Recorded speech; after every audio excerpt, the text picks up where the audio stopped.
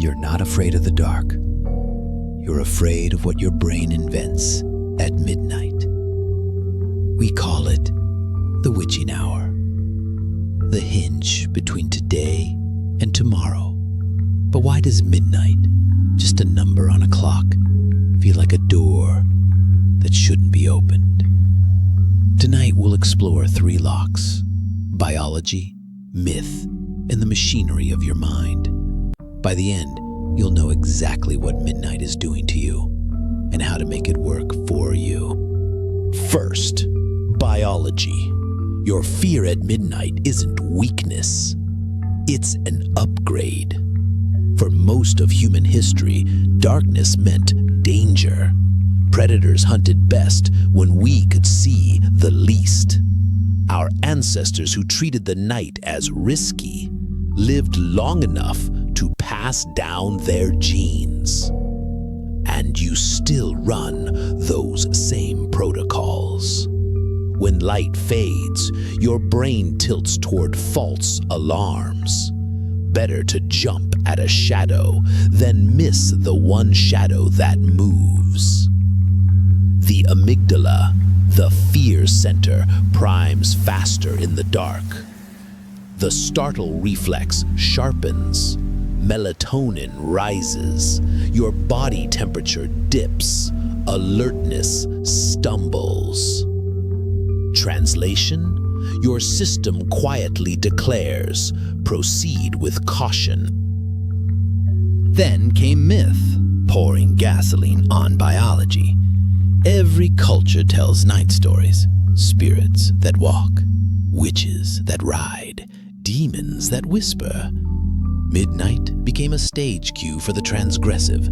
Rules loosen, boundaries blur. Why do these stories persist? Because they explain the body's whispers. When your chest feels heavy or the floor creaks, myth gives those signals a name, and names feel safer than chaos. Religion, folklore, horror movies all built cathedrals in the dark. And midnight?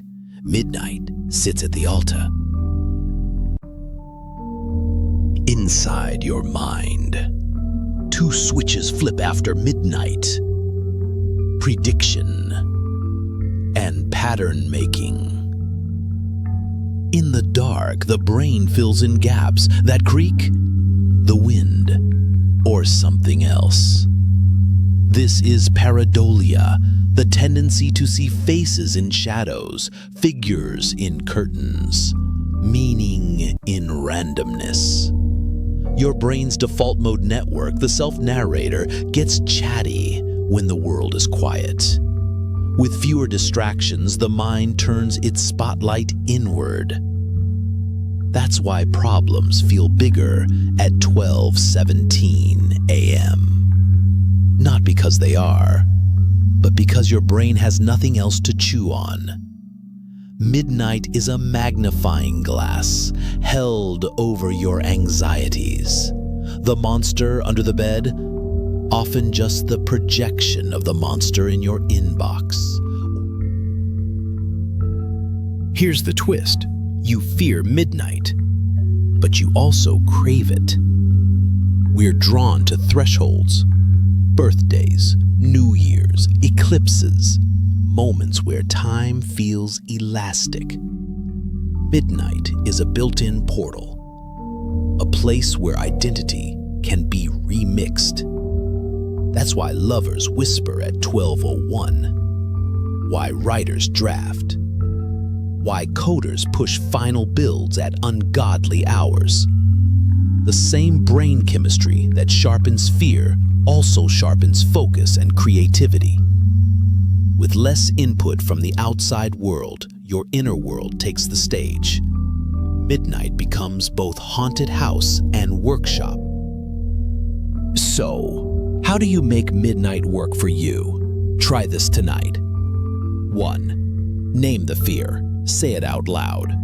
This is my brain running night protocols. 2. Control the frame. Light a lamp. Play one safe playlist. Tidy the desk. Give the mind a stage it knows. 3. Time box the abyss. Allow 10 minutes to feel it, then pivot to a small mechanical task. 4. Externalize. Write down the worry. The page is a better haunted house than your head. 5. Micro ritual. A cup of tea, a breath, a stretch. Teach your biology. The watch is changing.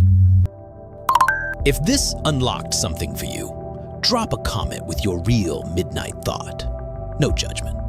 Hit like so more night owls find this, and subscribe for smart, spooky psychology every week. Now tell me, what does your midnight say?